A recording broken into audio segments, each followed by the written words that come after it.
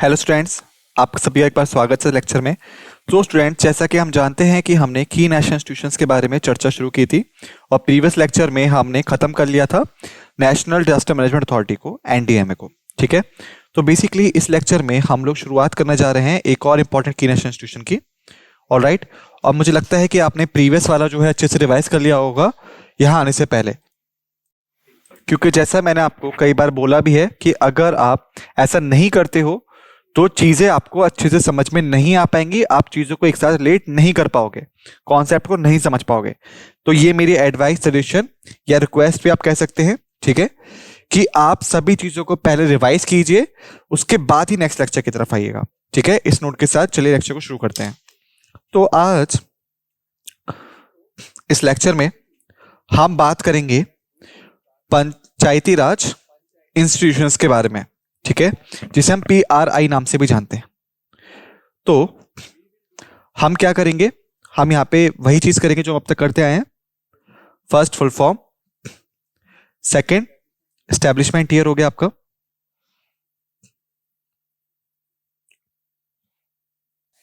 और तीसरा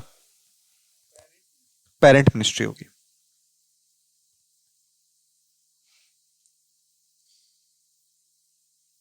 ओके, तो आइए शुरू करते हैं वन बाय वन। पहला है फुल फॉर्म। तो इसका मतलब होता है बेसिकली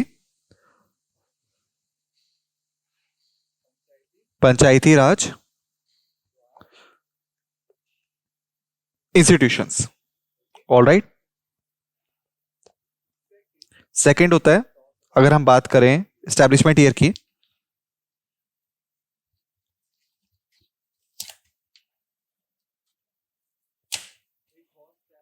तो ये एस्टेब्लिश हुआ था इन द ईयर ऑफ 1993 में। Alright, through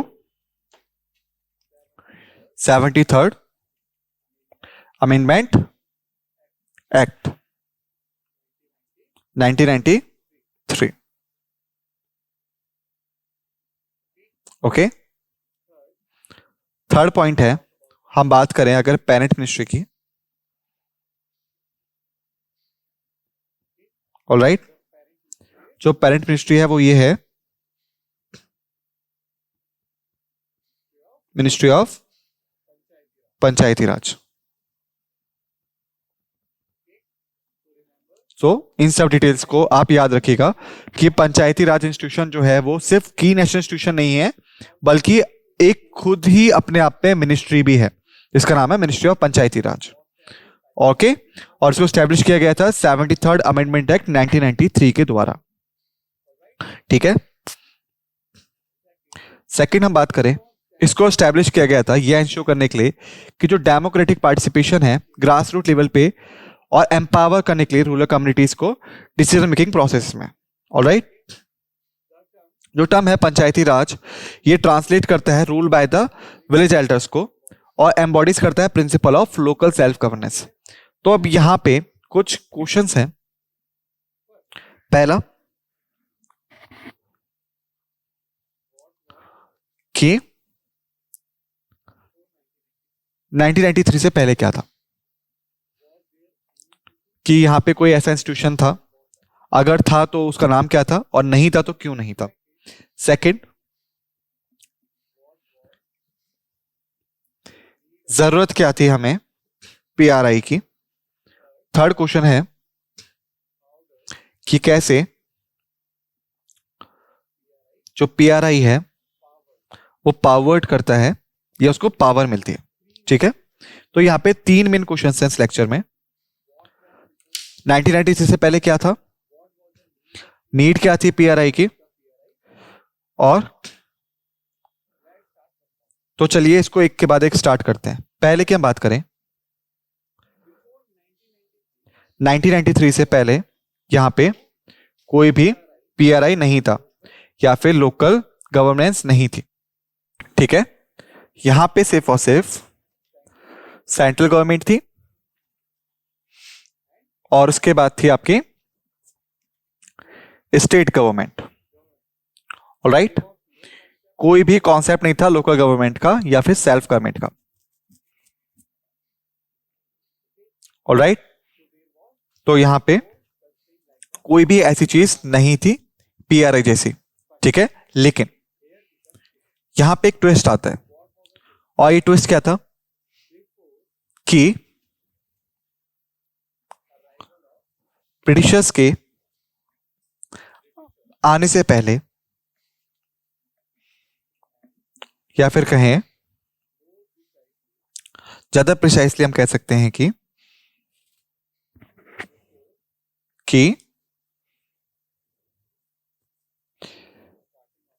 before starting of British rule in India,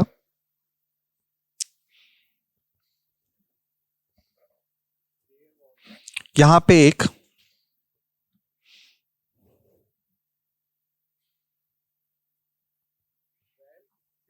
well equipped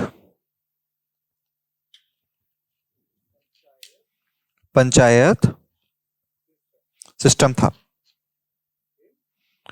India में, ठीक है। ऑलराइट, तो अब आप कहोगे कि ब्रिटिशर्स जो थे वो 1993 से पहले आए थे, क्योंकि 1947 में तो हमें इंडिपेंडेंस मिल गई थी, ओके।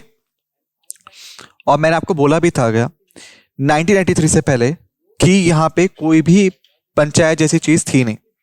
तो अब यहां पे कोई भी कॉन्ट्रडिक्शन था स्टेटमेंट के बीच में, कि एक साइड में आपसे कह रहा हूं कि यहां पे कोई भी पंचायती राज इंस्टीट्यूशन नहीं था 1993 से पहले, दूसरी साइड ही मैं आपको बोल रहा हूं कि ब्रिटिशर्स के अराइवल से पहले या फिर ब्रिटिशर्स रूल के स्टार्ट होने से पहले ही इंडिया में एक वेल इक्विप्ड पंचायत सिस्टम था। तो ये कैसे हो सकता है? तो बेसिकली यहां पे एक चीज करेक्ट है, वो ये है कि यहां पे कोई भी पंचायती राज इंस्टीट्यूशन नहीं था, हालांकि यहां पे सिर्फ पंचायत थी। ऑलराइट, जो इसको हम एक और नाम से जानते हैं वो है मुकद्दम सिस्टम, और आप मोर प्रिसाइसली कह सकते हो उसे मुखिया सिस्टम। आज के टाइम पे पंचायती राज इंस्टीट्यूशंस जो है वो मुकद्दम सिस्टम से अलग हैं। कैसे, मैं आपको बताता हूं कि यहां पे कुछ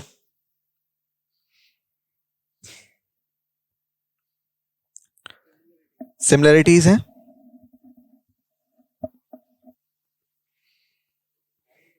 और डिफरेंसेस हैं बिटवीन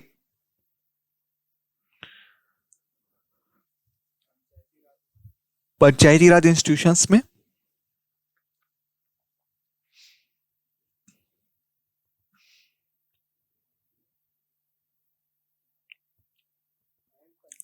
और कहें पंचायती सिस्टम में जो इंडिया में था ब्रिटिशर्स के पहले। ऑलराइट,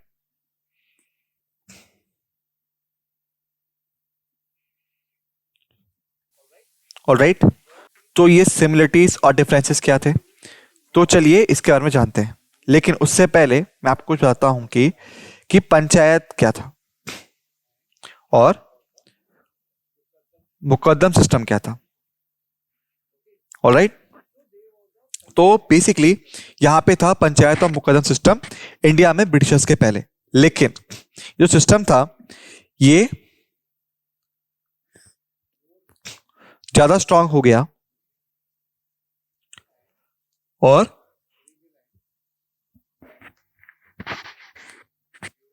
प्रिविलेंट था ड्यूरिंग मुगल रूल, मुगलों के टाइम पे, और कहें मुगल पीरियड में। तो ये ऐसे कैसे हुआ, मतलब क्या सिस्टम था?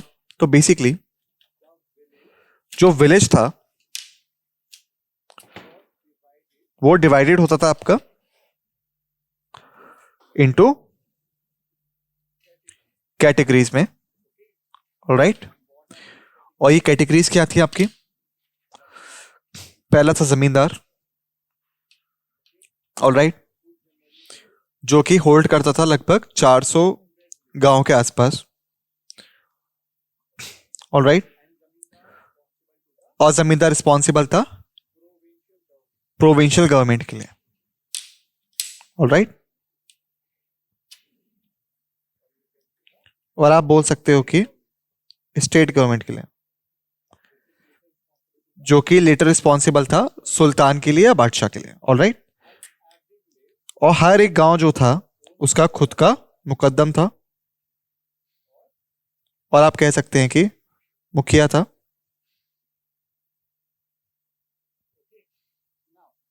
तो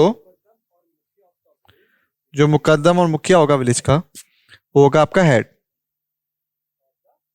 ऑफ द विलेज। ऑलराइट, जैसे कि जमींदार हो गया जो रिस्पॉन्सिबल होगा स्टेट गवर्नमेंट के लिए, या फिर आप कहेंगे स्टेट गवर्नमेंट उसके लिए जमींदार रिस्पॉन्सिबल होगा, और जमींदार के पास होंगे गांव, विलेजेस। तो जो मुखिया होगा वो बेसिकली रिस्पॉन्सिबल होगा जमींदारों के लिए। जैसे कि जो मुखिया है उसकी रिस्पॉन्सिबिलिटी होगी गांव की इकोनॉमी को मेंटेन करके रखना और लॉ एंड ऑर्डर को मेंटेन करके रखना। ठीक है, इन दी विलेज, जिसका वो हेड है। ठीक है, दूसरी चीज है वो है पंचायत सिस्टम, जो कि बेसिकली था आपका असेंबली ऑफ एल्डर्स, और कहें विलेज पीपल।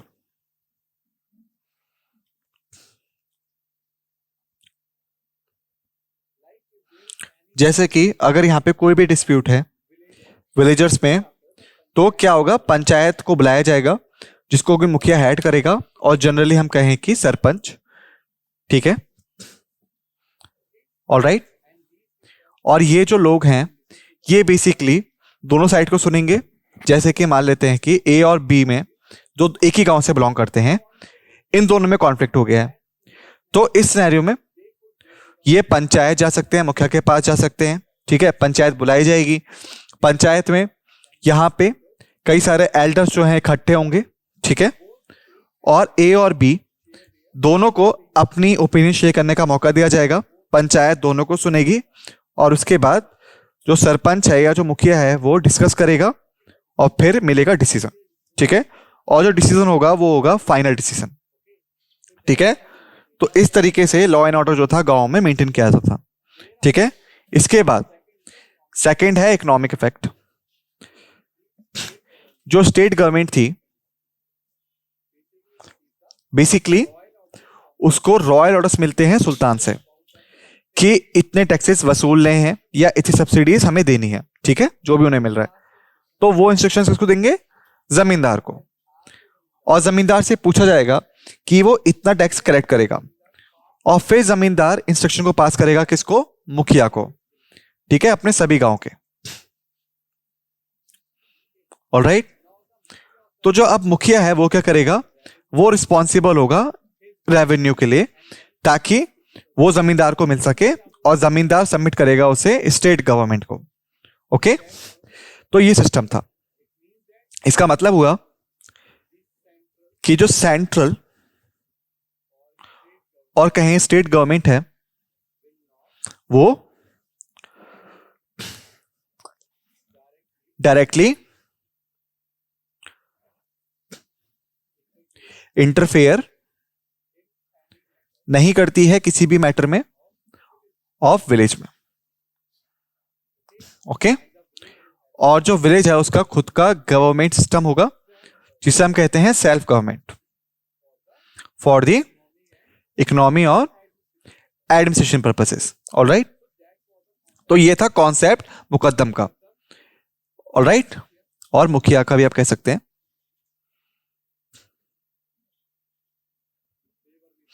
तो ये बेसिकली थे आपके विलेज हेड्स। ऑलराइट, तो ये था प्रिविलेज सिस्टम। अब ब्रिटिशर्स ने क्या करा सिस्टम के साथ में, तो बेसिकली क्या होता है, जो ब्रिटिशर्स थे आपके, जो कि सेंट्रल गवर्नमेंट थी उस टाइम की, उन्हें डील करना था जमींदार के साथ में, और जमींदार डील करते थे विलेजर्स के साथ में। ऑलराइट, तो ये था ब्रिटिशर्स का तरीका शुरुआती दिनों में। ठीक है, परमानेंट सेटलमेंट के टाइम पे।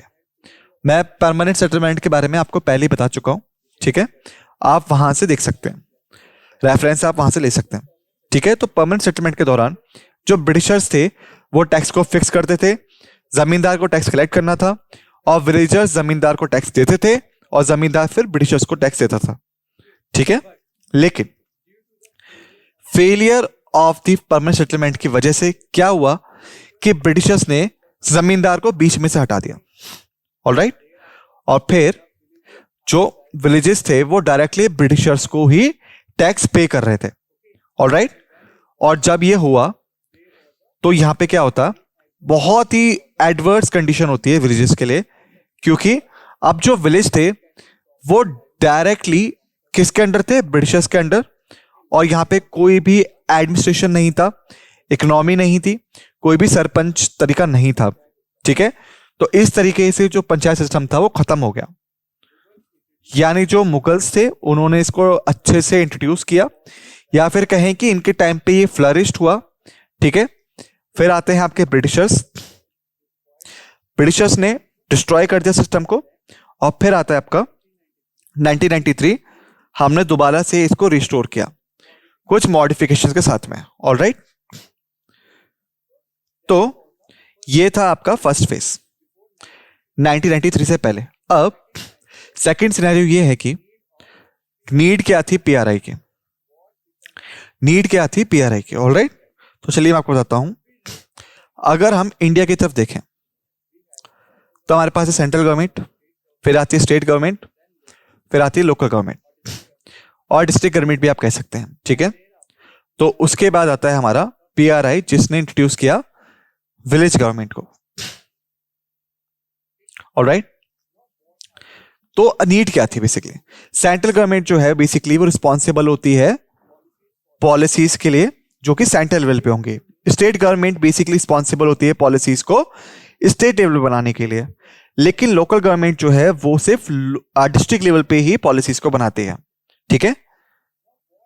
अब विलेज गवर्नमेंट का क्या रोल है यहां पे, विलेज गवर्नमेंट क्यों इंपॉर्टेंट है, चलिए एग्जांपल लेते हैं। इंडिया के पास लगभग 28 स्टेट्स हैं, ऑलराइट। सेंट्रल गवर्नमेंट जो है वो मेंटेन करती है 28 स्टेट्स की पॉलिसीज को, ऑलराइट। मान लेते हैं कि अगर हम स्टेट की बात करेंगे और अगर स्टेट के पास 500 डिस्ट्रिक्ट्स हैं, ऑलराइट, तो स्टेट जो है वो इन 500 डिस्ट्रिक्ट या फिर कहें 80 डिस्ट्रिक्ट बेसिकली, तो स्टेट के पास अगर 80 डिस्ट्रिक्ट्स हैं तो जो स्टेट है वो 80 डिस्ट्रिक्ट्स के लिए ही पॉलिसी बनाएगी, और हर डिस्ट्रिक्ट के पास अगर हम बात करें लगभग 500 गांव तो होते ही हैं, 500 से ज्यादा गांव होते हैं, ठीक है। अगर कोई भी डिस्ट्रिक्ट बड़ी है तो उसके पास लगभग 500 गांव तो होंगे ही होंगे। तो अब क्या होता है, जो डिस्ट्रिक्ट है क्या वो इन सभी गांवों के ऊपर ध्यान रख सकती है, इनकी इकोनॉमी मेंटेन कर सकती है, लॉ एंड ऑर्डर मेंटेन कर सकती है, लोकल डिस्प्यूट्स को रिजॉल्व कर सकती है, नहीं। तो इसीलिए हमें विलेज गवर्नमेंट की जरूरत थी। तो इनमें से जितने भी विलेजेस हैं इन सबके अपनी खुद की गवर्नमेंट होगी ताकि वो खुद को मेंटेन कर सकें। तो ऐसे हमारी नीड जनरेट होती है फॉर दी पीआरआई, ओके। तो थर्ड क्वेश्चन ये है कि किस तरीके से जो पीआरआई है उसको पावर मिलती है। तो हाउ पीआरआई पावर्ड, तो बेसिकली पीआरआई जो है उसको पावर मिलती है 73rd कॉन्स्टिट्यूशनल अमेंडमेंट एक्ट की वजह से 1993 के।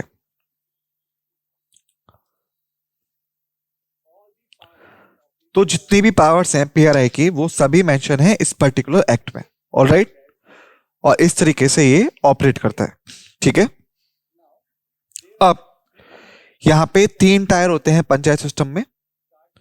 स्टार्ट करते हैं ग्राम पंचायत से,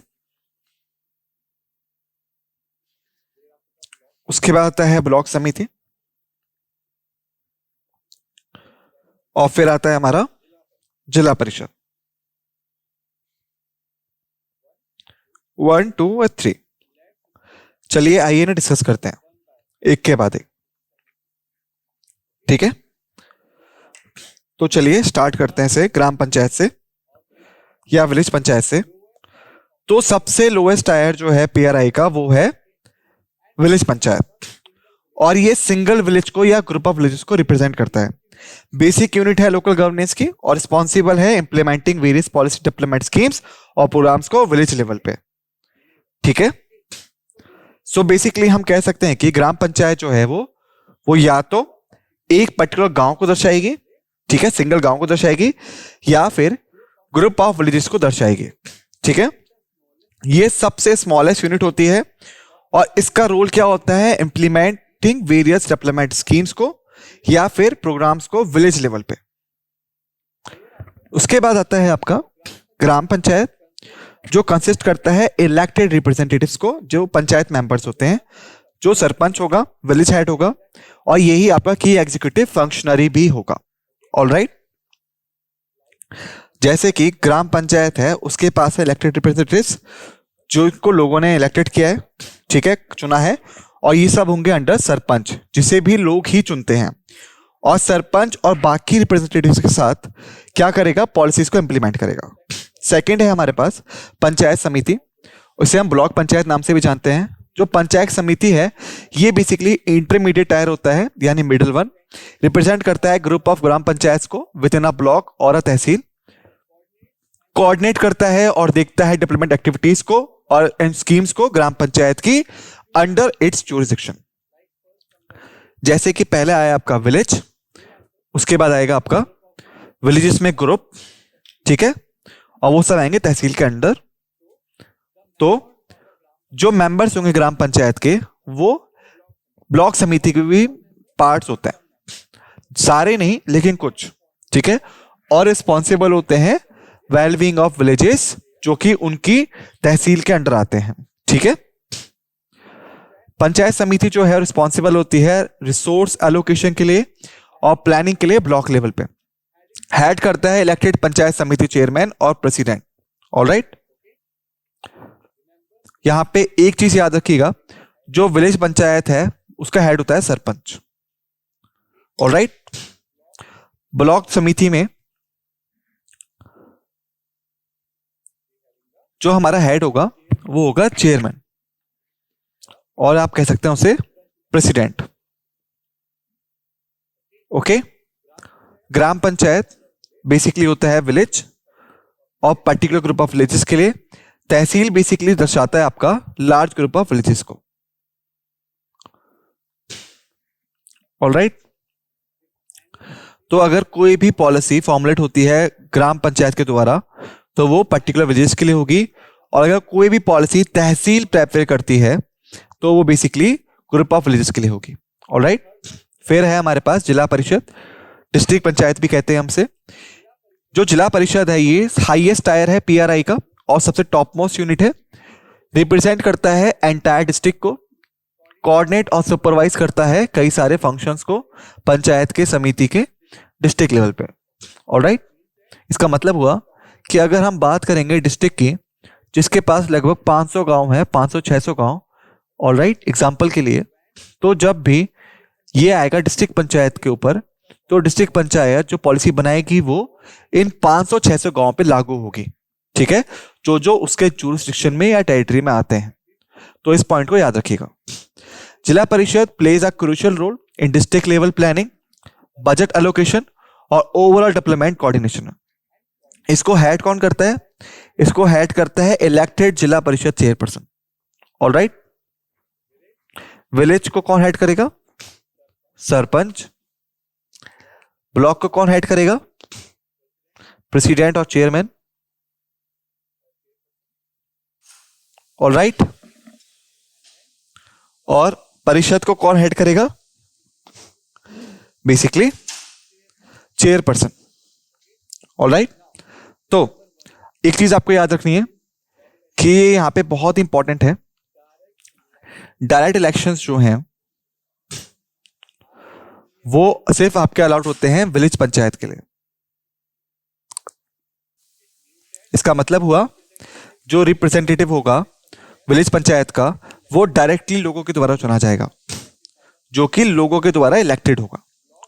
ठीक है, ब्लॉक और जिला परिषद में वो होते हैं आपके इनडायरेक्टली इलेक्टेड, जिसका मतलब हुआ कि पब्लिक जो है उन्हें डायरेक्टली इलेक्ट नहीं करती है। ऑलराइट, तो इस चीज को आप याद रखिएगा कि आउट ऑफ द 3 लेवल्स सिर्फ एक ही लेवल पे डायरेक्ट इलेक्शंस होते हैं, जो होता है विलेज पंचायत। बाकी दोनों पे, ब्लॉक पे और परिषद पे, होते हैं आपके इनडायरेक्टली इलेक्शंस। ऑलराइट, फिर हम बात करें की फीचर्स एंड फंक्शंस की पीआरआई के। पहला है डिसेंट्रलाइजेशन ऑफ पावर। ये एम करता है डिसेंट्रलाइजेशन ऑफ पावर पे और डिसीजन मेकिंग पे। गवर्नेंस को क्लोजर लाता है लोगों के और अलाउ करता है उन्हें पार्टिसिपेट करने के लिए लोकल डेवलपमेंट इनिशिएटिव्स में। यानी जो लोकल प्लानिंग है वो सिर्फ और सिर्फ सेंट्रल गवर्नमेंट का काम नहीं होना चाहिए और स्टेट गवर्नमेंट का काम नहीं होना चाहिए, और या फिर आप कहें डिस्ट्रिक्ट गवर्नमेंट का काम नहीं होना चाहिए, बल्कि अगर जो गांव हैं वो भी फेस कर रहे हैं कुछ चीजों को, तो उनको भी मौका मिलना चाहिए बाय पीआरआई, क्योंकि उनके पास है विलेज पंचायत अपने लिए। ऑलराइट, तो इसका मतलब हुआ कि यहां पे होगा सेल्फ गवर्नेंस, और जितनी पावर होगी वो सिर्फ सेंट्रल, स्टेट और डिस्ट्रिक्ट गवर्नमेंट के पास ही रिस्टोर नहीं होगी। फिर आता है रिसोर्स एलोकेशन। क्योंकि पीआरआई जो है वो लोकल लेवल पे काम करते हैं, तो इनके पास अच्छी नॉलेज होती है लोकल रिसोर्सेज की और उनकी नीड की। तो रिसोर्स एलोकेशन जो है वो बहुत अच्छे से या इफेक्टिवली किया जा सकता है अंडर पीआरआई। ऑलराइट, जो पीआरआई है बेसिकली वो इन्वॉल्व होते हैं allocation of resources end funds में कई सारे डेवलपमेंट प्रोग्राम्स के लिए और स्कीम्स के लिए ग्रास रूट लेवल्स पे। जिसका मतलब हुआ जो लोकल लेवल है, जैसे कि village panchayat for village level. Alright, block panchayat होगी आपकी या ब्लॉक समिति basically for tehsil level. Alright, you are 1, you are 2, और हम बात करें थर्ड उसकी जिला परिषद की, ये होता है आपका फॉर डिस्ट्रिक्ट लेवल। ऑलराइट, तो इन 3 चीजों का आप याद रखिएगा। सोशल जस्टिस और इंक्लूसिविटी की हम बात करें, पीआरआई प्रमोट करता है सोशल जस्टिस को और inclusivity by ensuring the participation of marginalised and disadvantage sections of society in decision making process.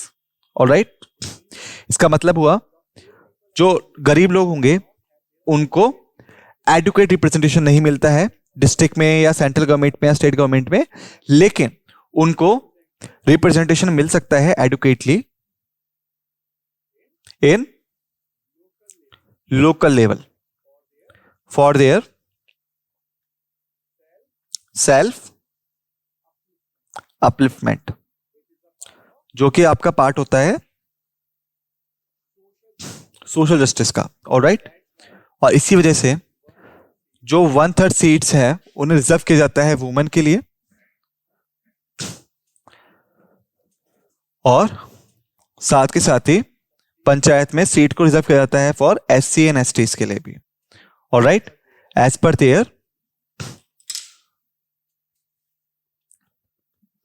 There population ratio within the panchayat. Alright, तो इस तरीके से सिस्टम जो है वो काम करता है। ऑलराइट, सर्विस डिलीवरी की हम बात करें, पीआरआई जो है रिस्पॉन्सिबल होते हैं सर्विस डिलीवरी के लिए लोकल लेवल पे।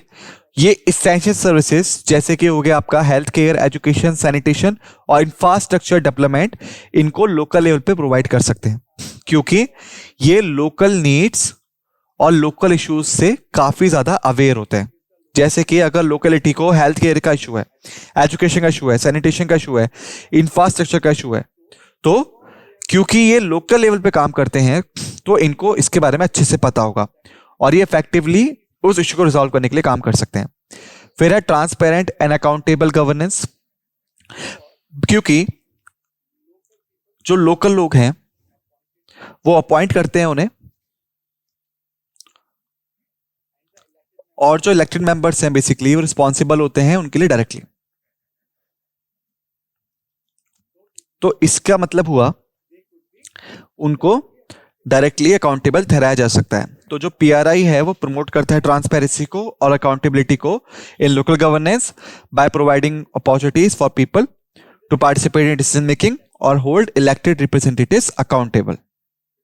क्योंकि जैसे मैंने आपको बताया कि इनको अपॉइंट कौन करता है, लोकल पीपल, और ये उनके लिए ही काम करते हैं, तो इनको डायरेक्टली अकाउंटेबल ठहराया जा सकता है। एम्पावरमेंट ऑफ वुमेन, जैसे मैंने आपको बताया लगभग 1/3 सीट जो है उन्हें रिजर्व किया जाता है फॉर देम। ऑलराइट, ओवरऑल हम कह सकते हैं कि जो पंचायती राज इंस्टीट्यूशंस हैं उनका क्रूशियल रोल है स्ट्रेंथनिंग करने में लोकल गवर्नेंस को, पार्टिसिपेटिव डेमोक्रेसी को रूरल इंडिया में, और ये कंट्रीब्यूट करता है development and empowerment of rural communities. Alright, जैसा कि हमने डिस्कस किया। ऑलराइट, सो स्टूडेंट्स इस लेक्चर में हमने पीआरआई को फिनिश कर लिया है। नेक्स्ट लेक्चर में हम स्टार्ट करेंगे एक और इंपॉर्टेंट की नेशनल इंस्टीट्यूशन को। तब तक आप इन सभी फैक्ट्स एंड फिगर्स को अच्छे से रिवाइज कर लीजिए और नेक्स्ट लेक्चर के लिए रेडी रहिएगा। इस नोट के साथ हम इस लेक्चर को समाप्त करते हैं। आप सभी का धन्यवाद।